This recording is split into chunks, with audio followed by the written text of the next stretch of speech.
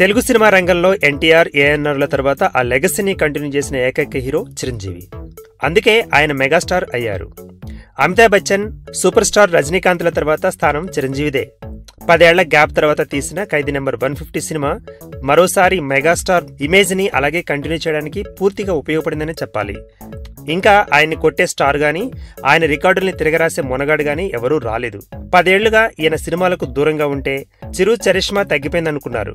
చిరు వచ్చిన మునుపటి రేంజ్ లో మ్యాజిక్ చేయలేరని ఎగతాళి చేశారు. కానీ ఇప్పుడు ఈ ప్రశ్నలన్నింటికీ సమాధానం దొరికింది. చిరంజీవి సినిమాలను వదిలేసి 10 ఏళ్లైంది.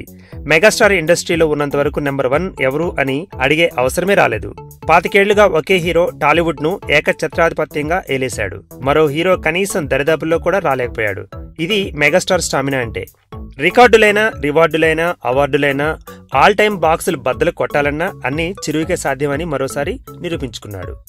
1983 నుండి 2007 వరకు నెంబర్ 1గా తెలుగు ఇండస్ట్రీని ఏలేశాడు చిరంజీవి.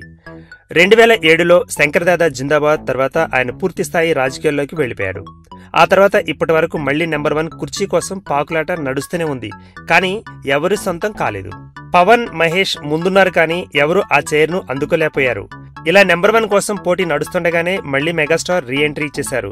ఈ కుర్చీ నాదే అంటూ వచ్చి రావడంతోనే సిగ్నల్స్ ఇచ్చేశారు చిరంజీవి. దీనికి ఖైదీ నెంబర్ 150 వసూళ్లే ప్రత్యక్ష నిదర్శనం. ఇప్పటి వరకు పవన్, మహేష్, ఎన్టీఆర్, ప్రభాస్ అంటూ ఎవరికి వాళ్లు రేసులో ఉన్నారు. కానీ 10 ఏళ్ల తర్వాత వచ్చిన చిరు ఖైదీ నెంబర్ 150 తొలి రోజే ఆల్ టైమ్ రికార్డులను సృష్టించాడు. బాహుబలిని కూడా తలదన్ని హైయెస్ట్ డే 1 రికార్డును సృష్టించాడు. తొలి రోజే ఖైదీ ఖాతాలోకి ఏపీ, తెలంగాణలో కలిసి 24 కోట్లు వెళ్లాయి. ఇక 6 రోజుల్లోనే వరల్డ్ వైడ్ గా 100 కోట్ల గ్రాస్, 8 రోజుల్లోనే 80 కోట్ల షేర్ వసూలు చేశాడు చిరంజీవి. రీమేక్ సినిమాతోనే ఇన్ని రికార్డులు సృష్టిస్తున్న చిరు డైరెక్ట్ సినిమాతో వచ్చి హిట్ కొట్టుంటే ఇంకా అదిరిపోయేదని అభిమానులు అంటున్నారు.